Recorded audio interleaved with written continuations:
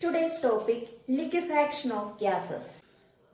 Thomas Andrews എന്ന് പറയുന്ന സയന്റിസ്റ്റാണ് ആദ്യമായിട്ട് ലിക്വിഡ് ഫേസിലെയും ഗേഷ്യസ് ഫേസിലെയും ഉള്ള സബ്സ്റ്റൻസിന്റെ ടെമ്പറേച്ചർ, പ്രഷർ, വോളിയം ഇത് മൂന്നും തമ്മിലുള്ള റിലേഷനെ പറ്റി മനസ്സിലാക്കാൻ വേണ്ടിയിട്ട് ഒരു സ്റ്റഡി നടത്തി. ഇതിനു വേണ്ടിയിട്ട് അദ്ദേഹം കോമൺ ആയിട്ട് എടുത്തത്, അതായത് ഒരു സ്പെസിമെൻ ആയിട്ട് എടുത്തത് കാർബൺ ഡൈ ഓക്സൈഡിനെ ആയിരുന്നു. ഈ കാർബൺ ഡൈ ഓക്സൈഡിനെ വെച്ചുകൊണ്ടാണ് അദ്ദേഹം പ്രഷർ, വോളിയം, ടെമ്പറേച്ചർ തമ്മിലുള്ള ഒരു റിലേഷനെ പറ്റി സ്റ്റഡി നടത്തിയത്. ഈ സ്റ്റഡീസിന് വേണ്ടിയിട്ട് അദ്ദേഹം കാർബൺ ഡൈ ഓക്സൈഡിനെ എടുത്തതെന്ന് പറഞ്ഞു. കാർബൺ ഡൈ ഓക്സൈഡിന്റെ ഡിഫറെന്റ് ടെമ്പറേച്ചറിലുള്ള ടെമ്പറേച്ചർ കോൺസ്റ്റന്റ് ആയിട്ട് നിർത്തിക്കൊണ്ട് പ്രഷറും വോളിയവും തമ്മിലുള്ള റിലേഷനെ പറ്റിയാണ് അദ്ദേഹം സ്റ്റഡി നടത്തിയത്.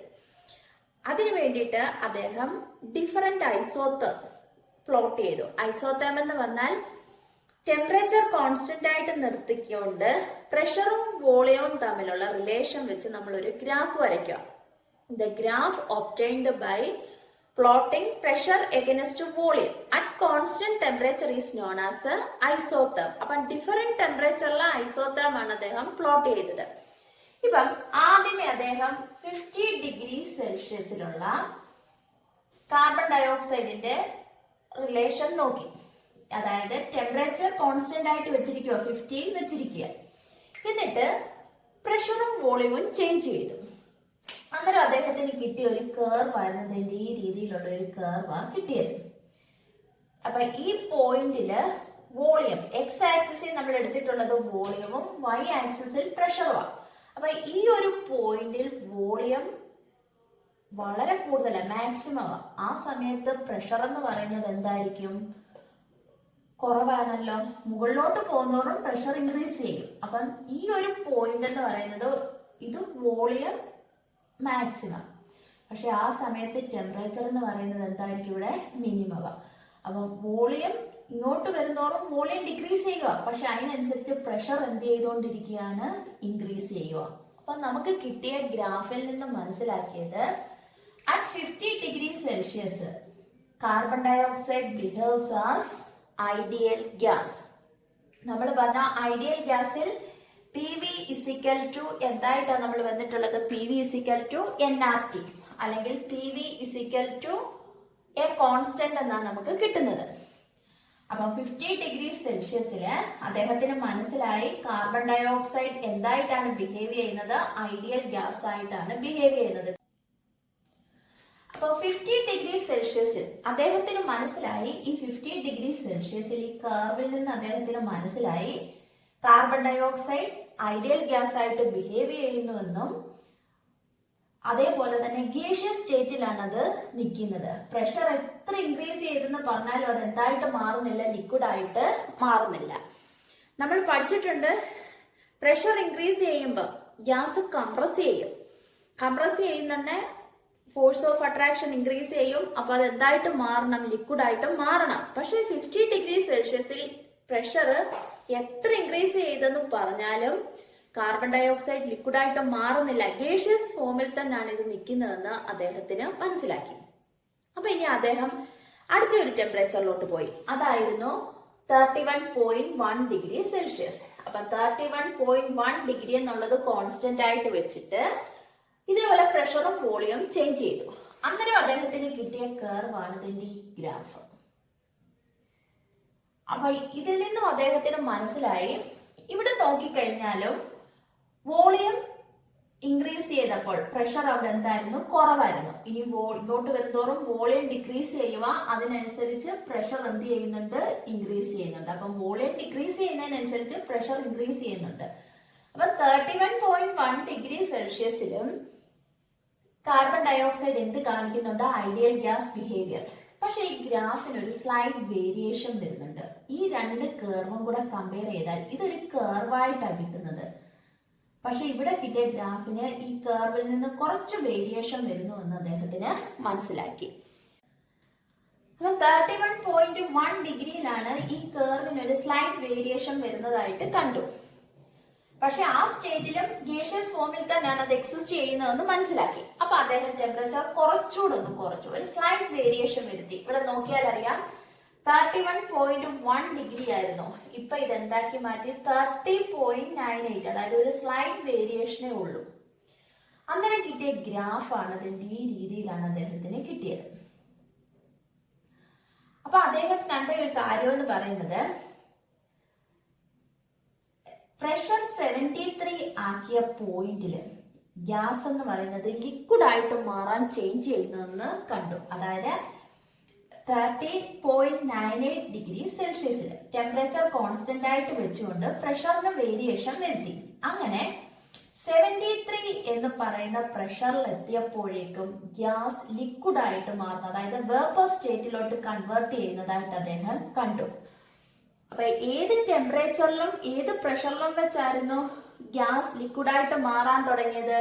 ടെമ്പറേച്ചർ 30.98. ഈ 30.98 മുകളിലുള്ള ടെമ്പറേച്ചർ, ഇപ്പൊ 31.1 എടുത്തപ്പോഴും ഗ്യാസ് അവിടെ കാർബൺ ഡൈ ഓക്സൈഡ് ഗേഷ്യസ് ഫോമില, അത് കുറച്ച് 30.98 എത്തിയപ്പോൾ ഗ്യാസ് എന്ത് ചെയ്യാൻ തുടങ്ങി? ലിക്വിഡ് ആയിട്ട് കൺവേർട്ട് ചെയ്യുന്നതായിട്ട് കണ്ടു. ഇനി ഇതിനെക്കാട്ടി താഴ്ന്ന ടെമ്പറേച്ചറിൽ അപ്പം കാർബൺ ഡൈ ഓക്സൈഡ് ഏത് ഫോമിലായിരിക്കും എക്സിസ്റ്റ് ചെയ്യുന്നത്? ലിക്വിഡ് ഫോമിൽ. അപ്പൊ ഈ ടെമ്പറേച്ചറിനെ അദ്ദേഹം വിളിച്ച പേരാണ് ക്രിട്ടിക്കൽ ടെമ്പറേച്ചർ. അപ്പം കാർബൺ ഡൈ ഓക്സൈഡിന്റെ ക്രിട്ടിക്കൽ ടെമ്പറേച്ചർ എന്ന് പറയുന്നത് എന്താണ്? 30.98. എന്തുകൊണ്ടാണ് 30.98നെ critical temperature of carbon dye oxide എന്ന് വിളിച്ചത്? ഏത് ടെമ്പറേച്ചറിൽ വെച്ചാണോ ഒരു ഗ്യാസ് ലിക്വിഡ് ആയിട്ട് മാറുന്നത്, that temperature is known as critical temperature. At 30.98 degrees Celsius, carbon dioxide start liquefies. So this temperature is known as critical temperature of carbon dioxide. ഇനി അതിന് corresponding ആയിട്ട് ഒരു പ്രഷർ നമുക്ക് കിട്ടി. ആ പ്രഷർ ഏതായിരുന്നു? 73. 73 എന്ന് പറയുന്ന ഈ പ്രഷറിലായിരുന്നു ഗ്യാസ് എന്ത് ചെയ്യാൻ തുടങ്ങിയത്? ലിക്വിഡ് ആയിട്ട് മാറാൻ തുടങ്ങുന്നതായിട്ട് അദ്ദേഹം കണ്ടത്. ആ പ്രഷറിനെ വിളിച്ചതായിരുന്നു critical pressure. The pressure at which gas liquefies is known as critical pressure. ഏത് പ്രഷറിലാണോ ഗ്യാസ് ലിക്വിഡ് ആയിട്ട് മാറാൻ തുടങ്ങുന്നത്, ഗ്യാസിനെ കംപ്രസ് ചെയ്ത് 73 എത്തിയപ്പം കാർബൺ ഡൈ ഓക്സൈഡ് ലിക്വിഫൈ ചെയ്യുന്നതായിട്ട് അദ്ദേഹം കണ്ടു. ആ 73 ആണ് എന്തെന്ന് വിളിച്ചത്? Critical pressure. അപ്പൊ critical pressure of carbon dye oxide എന്ന് പറയുന്നത് എത്രയാണ്? 73 ക്രിട്ടിക്കൽ പ്രഷർ.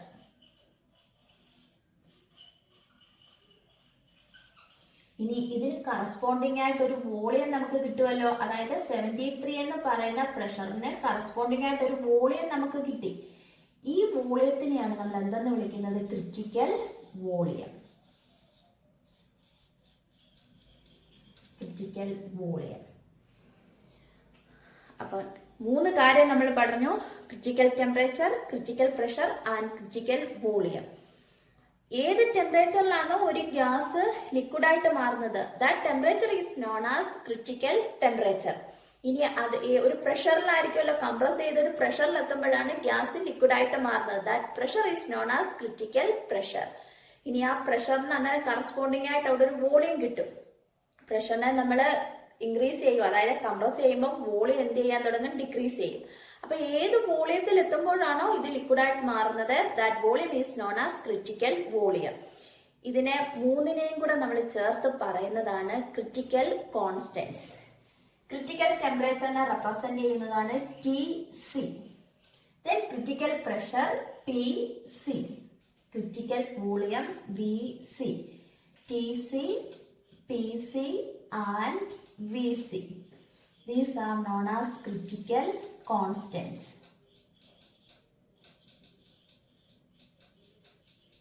Critical constants. അപ്പോൾ ലിക്വിഫൈ ചെയ്തതിന് ശേഷം പിന്നെ അവിടെ ഒരു സ്റ്റീപ്പ് റൈസ് ആണ് നമ്മൾ കണ്ടത്. ഇനി വീണ്ടും ടെമ്പറേച്ചറിന് വേരിയേഷൻ വരുത്തി. ഈ AB എന്ന് പറയുന്ന കർവ്, അതായത് B എന്ന് പറയുന്ന പോയിന്റിൽ വെച്ച് ഗ്യാസ് എന്ത് ചെയ്യാൻ തുടങ്ങി? വീണ്ടും ലിക്വിഡ് ആയിട്ട് മാറി. ഇതിനെക്കാട്ടി കുറഞ്ഞ ഒരു ടെമ്പറേച്ചറിന്റെയാണ് നമ്മൾ ഈ വരച്ചിട്ടുള്ള കർവ്. അപ്പം B എന്ന് പറയുന്ന പോയിന്റിൽ എത്തുന്നുണ്ടെങ്കിൽ ഇത് എന്ത് ചെയ്യാൻ തുടങ്ങി? ലിക്വിഡ് ആയിട്ട് മാറാൻ തുടങ്ങി, അതായത് വേപ്പർ സ്റ്റേറ്റിലോട്ട് കൺവേർട്ട് ചെയ്യുന്നതായിട്ട് കണ്ടു. പിന്നെ നമുക്ക് കിട്ടിയത് പ്രഷറിന് ഒരു വേരിയേഷനും വരുന്നില്ല, കോൺസ്റ്റന്റ് ആയിട്ട് പോകുന്നതായിട്ടാണ് കണ്ടത്. പിന്നെ വീണ്ടും ഒരു സ്റ്റീപ്പ് വേരിയേഷൻ വരുന്നു. അപ്പൊ ഈ ഒരു കർവ്, അതായത് ബി സി എന്ന് പറയുന്ന ഈ കർവാണ് ഇക്വിലിബ്രിയം. ഇക്വിലിബ്രിയം എന്ന് പറയുന്നത് ഗ്യാസ് കംപ്ലീറ്റ് എന്തായിട്ട് മാറിയിട്ടില്ല. ഈ പോയിന്റിൽ വെച്ച് എന്തുമാത്രം ഗ്യാസ് ഉണ്ടോ അത് കംപ്ലീറ്റ് ആയിട്ടും ലിക്വിഡായിട്ട് മാറിയിട്ടില്ല. കുറേശ്ശെ ഗ്യാസ് എന്തായിട്ട് മാറുവാണ്, ലിക്വിഡായിട്ട് മാറുക, വേപ്പർ ആയിട്ട് കൺവേർട്ട് ചെയ്യുക. അപ്പൊ ഈ ഒരു സ്റ്റേറ്റില് ഗേഷ്യസ് ഫോമിലും ഉണ്ട്, അതേപോലെ തന്നെ വേപ്പർ സ്റ്റേറ്റിലും കാർബൺ ഡൈ ഓക്സൈഡ് എക്സിസ്റ്റ് ചെയ്യുന്നുണ്ട്, കോ എക്സിസ്റ്റ് ചെയ്യുക, ഇക്വിലിബ്രിയത്തിൽ എത്തുക. ബി സി എന്ന് പറയുന്നത് സിയിൽ എത്തിക്കഴിഞ്ഞാൽ ഇത് കംപ്ലീറ്റ് എന്തായിട്ട് കൺവേർട്ട് ചെയ്യും, ലിക്വിഡായിട്ട് മാറും. അതാണ് വീണ്ടും ഒരു സ്റ്റേറ്റ് വേരിയേഷൻ വരുന്നത്. അപ്പൊ ബി സി എന്ന് പറയുന്ന ഈ പോയിന്റ് ആണ് ഇക്വിലിബ്രിയം, അതായത് ലിക്വിഡും ഗ്യാസും തമ്മിലുള്ള കോ എക്സിസ്റ്റ് കാണിക്കുന്നത്. അതായത് ബി സി എന്ന് പറയുന്ന ഈ പോയിന്റിൽ വെച്ച് ഗ്യാസ് കുറച്ച് എന്തായിട്ട് കൺവേർട്ട് ചെയ്യുന്നുണ്ട്, ലിക്വിഡ് ആയിട്ട് മാറും. അങ്ങനെ സിയിൽ എത്തുമ്പോഴേക്കും ഗ്യാസ് കംപ്ലീറ്റ് എന്തായിട്ട് മാറുന്നതായിട്ട് അദ്ദേഹം കണ്ടു, ലിക്വിഡ് ആയിട്ട് മാറുന്നതായിട്ട് കണ്ടു. അപ്പൊ ഇതായിരുന്നു കാർബൺ ഡൈ ഓക്സൈഡിന്റെ പ്രഷറും വോളിയവും വെച്ചുകൊണ്ട് ഡിഫറെന്റ് ടെമ്പറേച്ചറിൽ അദ്ദേഹം ആൻഡ്രൂസ് എന്ന് പറയുന്ന സയന്റിസ്റ്റ് നടത്തിയ എക്സ്പെരിമെന്റിന്റെ ഒരു സ്റ്റഡീസ് ആണ്. അപ്പൊ അദ്ദേഹത്തിന് കിട്ടിയത് 31.1 ഡിഗ്രി സെൽഷ്യസിലാണ് എന്ന് പറയുന്ന ടെമ്പറേച്ചറിൽ വെച്ചാണ് ഗ്യാസിന് വേരിയേഷൻ വരാൻ തുടങ്ങിയതെന്ന് കണ്ടു. അന്നേരം ടെമ്പറേച്ചർ വീണ്ടും അദ്ദേഹം കുറച്ച് 30.98 30.98 വെച്ചാണ് ഗ്യാസ് ലിക്വിഡ് ആയിട്ട് മാറുന്നത് കണ്ടു. അവിടെ കിട്ടിയ കറസ്പോണ്ടിങ് പ്രഷർ 73 ആണെന്നും കണ്ടു. അപ്പം critical pressure of carbon dye ഓക്സൈഡ് 73 ആണ്, critical temperature of carbon dye ഓക്സൈഡ് 30.98. ഇതിന് കറസ്പോണ്ടിങ് ആയിട്ട് ഒരു കിട്ടുന്ന വോളിയം ആണ് അതിന്റെ ക്രിറ്റിക്കൽ വോളിയം എന്ന് പറയുന്നത്. ഇനി ഓരോ ഗ്യാസിനും അതിൻ്റെതായിട്ടുള്ള ക്രിറ്റിക്കൽ ടെമ്പറേച്ചർ ഉണ്ട്, പ്രഷർ ഉണ്ട്, വോളിയം ഉണ്ട്. അല്ലാതെ എല്ലാ ഗ്യാസിന്റെയും ക്രിറ്റിക്കൽ ടെമ്പറേച്ചറും പ്രഷറും വോളിയവും ഒന്നും സെയിം ആയിരിക്കത്തില്ല. ഗ്യാസിന് വേരിയേഷൻ വരുന്നതിനനുസരിച്ച് ക്രിറ്റിക്കൽ കോൺസ്റ്റൻസും വേരിയേഷൻ വരും. ഇതിനകത്തൊന്ന് ഇമ്പോർട്ടന്റ് ആയിട്ട് നമ്മൾ മനസ്സിലാക്കേണ്ട കാര്യം 3 കാര്യങ്ങളാണ്. Critical constant, that is critical temperature, pressure and volume. Critical temperature എന്ന് പറഞ്ഞാൽ the maximum temperature at which gas liquefies. അതായത് ഒരു ഗ്യാസ് ലിക്വിഡായിട്ട് മാറുന്ന ഒരു മാക്സിമം ടെമ്പറേച്ചർ ഉണ്ട്. ആ ടെമ്പറേച്ചറിന് മുകളിൽ അത് ഗേഷ്യസ് ഫോമിലായിരിക്കും, ആ ടെമ്പറേച്ചറിന് താഴോട്ട് വന്നാൽ അത് എന്തായിട്ടായിരിക്കും, ലിക്വിഡ്. അതിന് കറസ്പോണ്ടിങ് ആയിട്ട് കിട്ടുന്ന പ്രഷർ, അതായത് ഏത് പ്രഷറിലാണോ ഗ്യാസ് ലിക്വിഡായിട്ട് മാറുന്നത് ദാറ്റ് പ്രഷർ ക്രിറ്റിക്കൽ പ്രഷർ. ഇനി അതിന് കറസ്പോണ്ടിങ് ആയിട്ട് വരുന്ന വോളിയം, ലിക്വിഡായിട്ട് മാറുന്ന വോളിയം ക്രിറ്റിക്കൽ വോളിയം.